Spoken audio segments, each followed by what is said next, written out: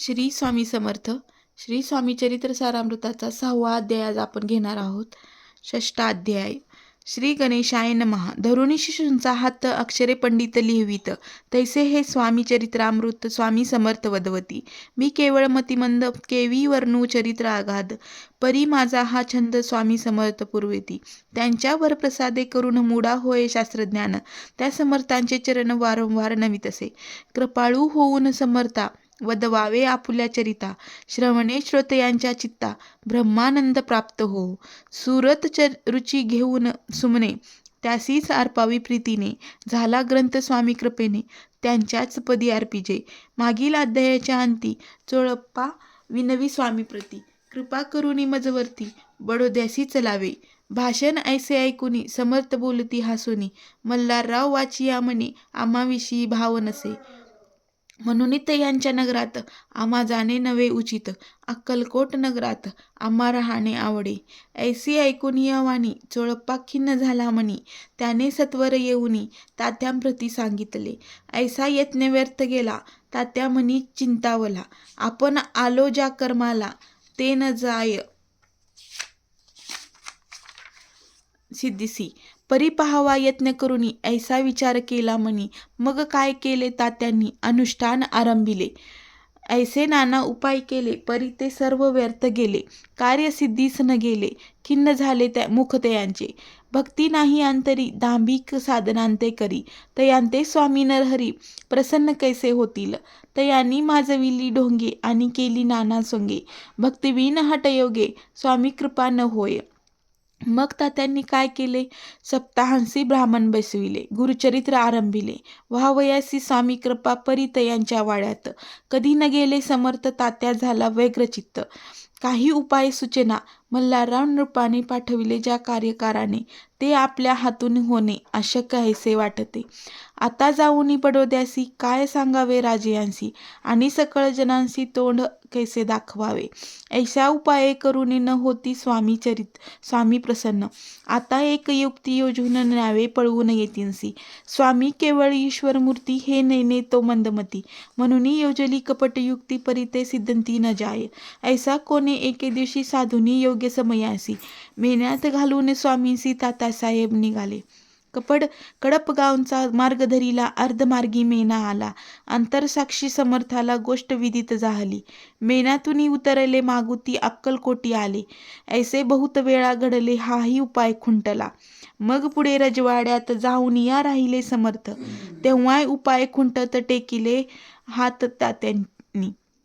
या प्रकारे यत्न केले, परितितुके व्यर्थ गेले. व्यर्थ दिवस गमाविले, द्रव्य खर्चिले व्यर्थची. मग अपयशाते घेऊनी बडोद्यासी आले परतोनी. समर्थ कृपा भक्ता वाचुनी, अन्य उपाय न होय. परी मल्हारराव नृपती प्रयत्न आरंभित पुढती. सर्वत्रासी विचारती, कोण जातो स्वामीकडे. तेव्हा मराठा उमराव यशवंत तयांचे नाव.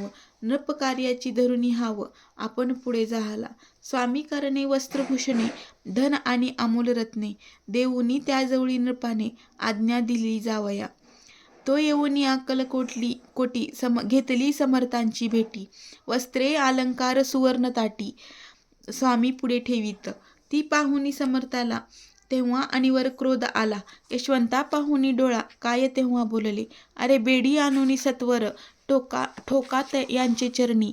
ऐसा त्रिवार मोठ्यांनी समर्थ क्रोधे बोलले. क्रोधमुद्रा पाहुनी यशवंतराव भ्याला मनी. पळाले तोंडचे पाणी, लटलटा कापू लागला. मग थोड्याच दिवशी आज्ञा झाली यशवंतासी, सत्वर यावे बडोद्यासी, तेथील कार्यांसी सोडूनी. साहेबाप विषप्रयोग केला, मल्हार वावरी आळ आला. त्या कृत्यामाजी यशवंताला गुन्हेगार लेखिले. हातीपायी बेडी पडली, स्वामी वचनांची प्रचिती आली. गुन्हेगार लेखिले, हातीपायी बेडी पडली, स्वामी वचनांची प्रचिती आली. अघटित लीला दाविली, ख्याती आली सर्वत्र. समर्थांची अवकृपा जयावरी, त्यांच्या कष्ट होती शरीरी. कृपा होय जयावरी, तया सर्वानंद प्राप्त होय. महासमर्था भक्तपातका, अनादि सिद्धिका, जगत्त्रायका. निशिदिन शंकर सखा, विष्णूची या मनी वसे. इति स्वामी चरित्र सारामृत नाना प्राकट कथा संमत. सदा भक्त परिसोत 6ष्टा अध्याय गोडा. इति श्री स्वामी सच्चरित्र सारामृत षष्ठा अध्याय समाप्त. शुभम भवतु.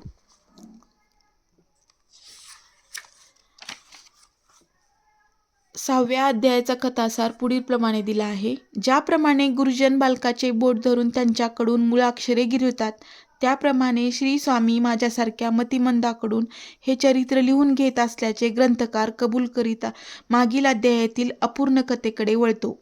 श्री स्वामींनी चोळप्पास सांगितले की बडोदा नरेशाकडे भक्तिभाव नाही म्हणून तिथे जाण्याचे मला काही प्रयोजन वाटत नाही. श्री स्वामींचे हे बोलणे चोळप्पाने तात्यासाहेबांच्या कानावर घातले. ते ऐकून तात्यासाहेब निराश झाले.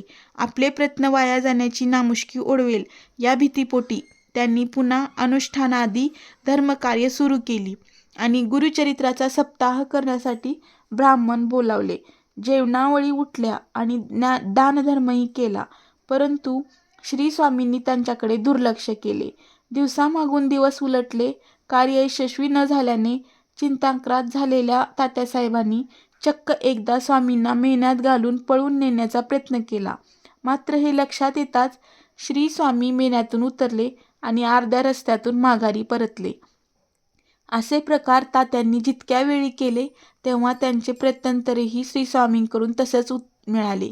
अखेरीस कंटाळून तात्या माघारी परतले. हे पाहून मल्हाररावांनी आलात तेव्हा मल्हाररावांनी यशवंतराव या मराठा उमारवास पाठवले. यशवंतराव अलंकार, वस्त्रभूषणे आणि द्रव्य घेऊन श्री स्वामीपाशी आले. परिणामी अखेर मल्हाररावांना राज्य गमवावे लागले. तेव्हा श्री स्वामींनी रौद्र रूप धारण केले. त्यांचा क्रोध अवतार पाहून यशवंतराव पुन्हा माघारी पळाले. या परिणामी अखेर मल्हाररावांना राज्य गमवावे लागले. विषप्रयोग करणाऱ्याच्या एका आरोपावर मल्हाररावांना अटक करण्यात आली. श्रींच्या अवकृपेचे हे फळ आहे. अशा प्रकारे 6वा अध्याय आपला पूर्ण झालेला आहे. श्री स्वामी समर्थ.